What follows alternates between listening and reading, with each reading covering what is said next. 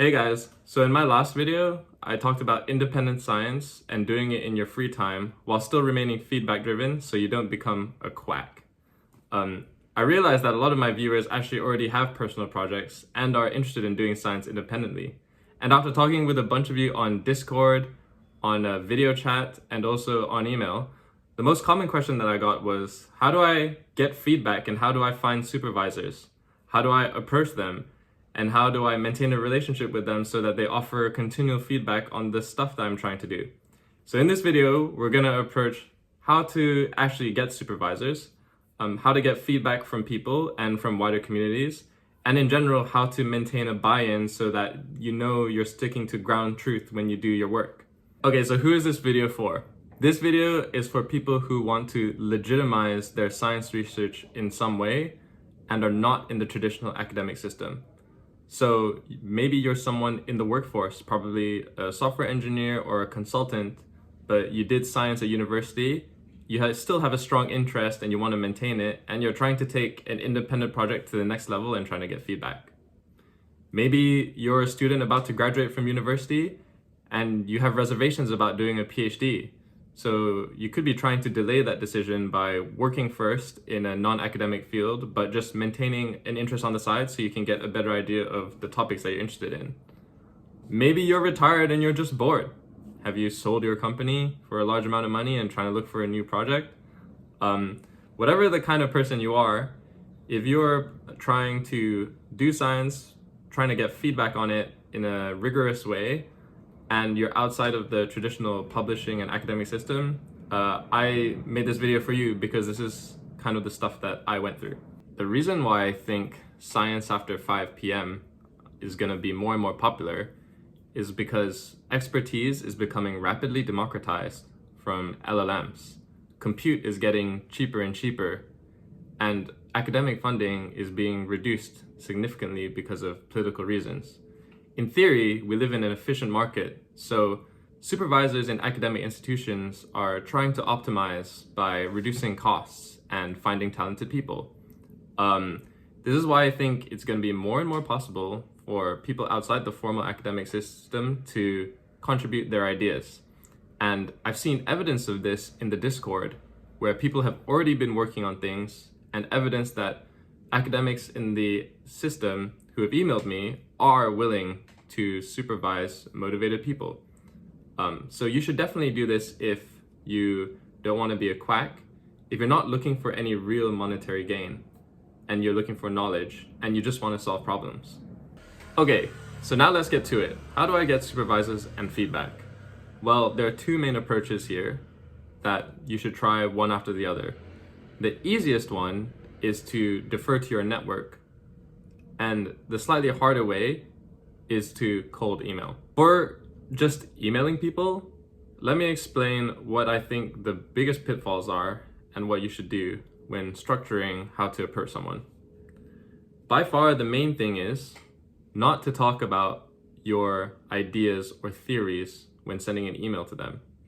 Rather, you want to be problems orientated and just get a conversation going so that they can tell you about the problems that they're looking at.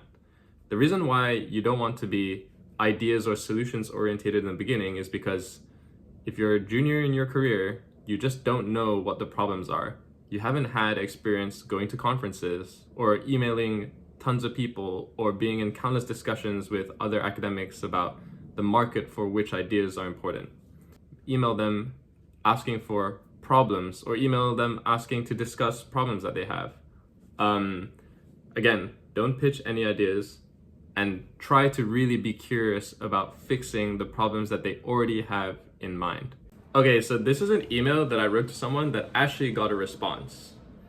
The first thing is to offer evidence that you are motivated enough to solve problems. So if you have a degree, you should mention it. Secondly, you want to verify if there's any possibility at all that they take volunteers on a part-time or a short-term basis. This will save a lot of time, and you should probably write this in the beginning.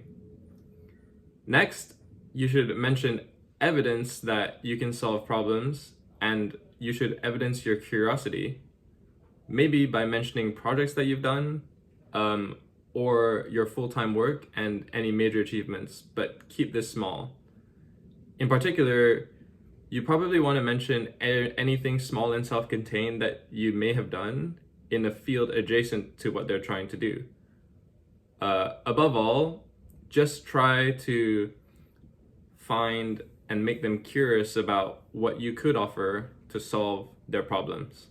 Again, noticed in here that I've never actually mentioned any of my ideas about the field of computational chemistry. All I did was just ask for a conversation. Okay, so if you're still agnostic about what field you want to go into, how do you maximize your chance of success with responsive people? Well, one of the things that you could do is try to identify neglected areas. For example, this is one of the main reasons why I went into biosecurity, because the lack of funding and the lack of general public attention in the field is so scarce that I thought it would maximize my chances of getting projects that I could actually help in. So try to find things where you feel like are neglected funding-wise.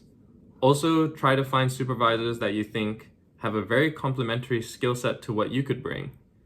And also, try to find people with higher degrees of agency and willing to accept non-standard arrangements. Okay, so what if you're not thinking of doing cold emailing and you want to do the slightly different approach of trying to tap into your network? Maybe you know a lot of people from university who are doing their PhD already, or maybe you previously worked with someone in university and you want to reach out. So the approach here is just to figure out who you know already. There are a lot of people who came to me asking for advice on how to find supervisors, but have already done research projects supervised by someone at university. In that case, I would really try to reach out to them and ask if they have more projects. Maybe there's something that you might be interested in that you've never even considered before, and more often than not, I find that this is usually true. I personally, when it comes to networking, like to take a very chaotic approach, but batch it on certain days. So for example, when I talk to you guys, my viewers, I batch it on Tuesdays and Saturdays, where I just go through a whole day of calling people. I also use Superhuman to just email anyone that I might want to talk to and use a Calendly to arrange a 30-minute chat. I just want to get the conversation going to sort of maximize my random surface area that something might happen. So yeah, do you have any friends who are currently in academia? Maybe ask them if they want to work together on a project. You can also go on the Discord where there are plenty of people in that group that I've invited who are looking to do things and are willing to work with people. One thing important to note is that universities aren't the only ones that require independent researchers. You have your friends, startups, nonprofits, or charities. And the best piece of advice I have here is just to talk to as many people as you can and try to figure out what the key problems are and try to figure out what's unique about you that you could solve it. In terms of network effects, the main thing that worked for me was I just started blogging about my ideas in independent science and biosecurity. This led to one person messaging me, who then messaged another person, which then led me to be invited to a conference where there were lots of people who had lots of problems. And I just wrote all of them down and tried to solve them. Okay, so suppose you followed those steps and you found someone who's willing to have a chat. They chatted with you and they told you some of the problems that they were facing. What do you do now?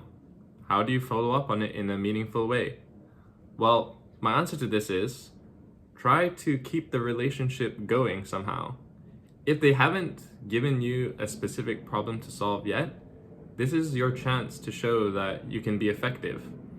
So, if they've asked you a problem, make sure you set some time in your calendar to actually figure out the smallest sub-problem that is difficult about what they're saying and try to fix it.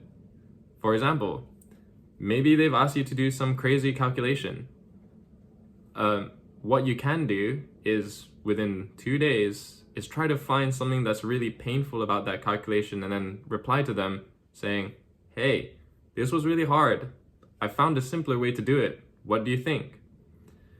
Now the key here is not to try make some massive project and promise a bunch of different things that you're going to do to change the field. What it is you're trying to optimize for keeping the conversation going and building a reputation for being able to solve scientific problems. The best way to do this is to break down the problem that you have into small parts that you can really make a box around, and then present it to the person and then ask for feedback. Again, don't pretend. Write down what you know, what you don't. Figure out what's hard. Write a small piece that makes it slightly better, and then give it back to them. Science is not something to be solved. It's an iterative process that you need to do in small parts. So as an example, when I did the computational chemistry stuff, I spent most of my time just emailing back and forth about what meant what, and if the problems that they were facing I understood correctly. A good supervisor would always give you time of day to explain, because it actually also helps them.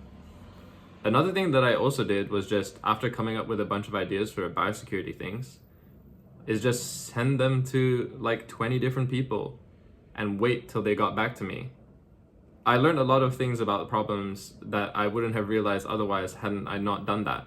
If the problem that you are faced with is particularly complicated, maybe a minimal thing that you could do is try to make an expository piece or text explaining the hard parts. This is likely to be useful because if you find it hard, other people likely find it hard as well. People don't realize how many complicated and unnecessarily difficult things there are in math and physics. If you're trying to, and you're struggling to stick to anything, cut the spec of what you're trying to do to its minimal form. Get that done and then send it back. Suppose that you want to do some crazy infrastructure tool to help out whatever field. Like one thing that I tried to do in the past was try to make a simulator for far UVC. So I broke that problem down by just isolating what's difficult about modeling ventilation on its own, and posted it on Reddit, and I found out that people had that problem as well. So it's worth maybe spending a day to rigorously prioritize and cut down the spec of what you're really trying to do. Once you've done this and have sent it to people, then you're on your way to doing bigger and more ambitious projects. Again, realize that this is a continuous process, that we're all in the same boat, and everyone's just trying to make things that are useful and trying to get feedback on them. Don't be so concerned about not being in the scene of science as opposed to just doing the science, which is doing experiments, doing a calculation, writing and teaching, and getting feedback. And with that, I hope I've given you some tips on trying to find supervisors and projects that you would be able to do as an independent science researcher. Thanks for watching. The Discord is still open for anyone who wants to join, and please feel free to send me an email if you'd like to discuss anything or project ideas within the science field.